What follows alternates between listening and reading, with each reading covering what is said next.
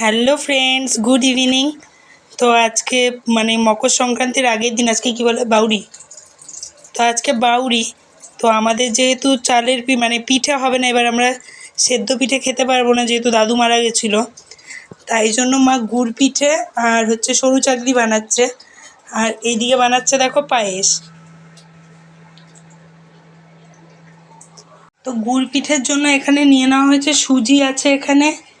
তো 2 প্যাকেট মতো সুজি দেওয়া হয়েছে, ময়দা দেওয়া হয়েছে, আর আছে মৌরি, কাঁচা মৌরি যে থাকে সেই মৌরিটা হাত দিয়ে ঘষে দিয়ে দেওয়া হয়েছে, আর আছে গুড় আর নুন আর একটু পরিমাণ দুধ দিয়েছি যাতে টেস্ট হয়, ওই জন্য দিয়ে এটাকে ভালো করে গুলিয়ে নিয়ে এমন করে দেখো ফুলকো ফুলকো করে ভাজা হচ্ছে।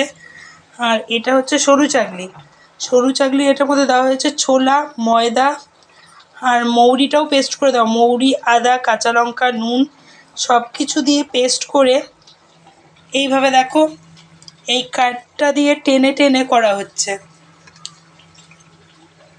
তো সরু চাকলিটা আমাদের অ্যাকচুয়ালি করে অঘ্রাণ মাসের সংক্রান্তির দিন, যেহেতু এবার হয়নি তো মা বলছে পিঠে যেহেতু খেতে পারবো না তাই আজকেই করে নিই, তো ওই জন্য করে নিচ্ছে। দেখো ফুলকো ফুলকো অনেকটাই কমপ্লিট। এ দেখো অনেকগুলো হয়ে গেছে গুড় পিঠে। আর সরু চাকলি খুব বেশি হয়নি এখনও, সবে স্টার্ট হয়েছে, এই কয়েকটাই হয়েছে।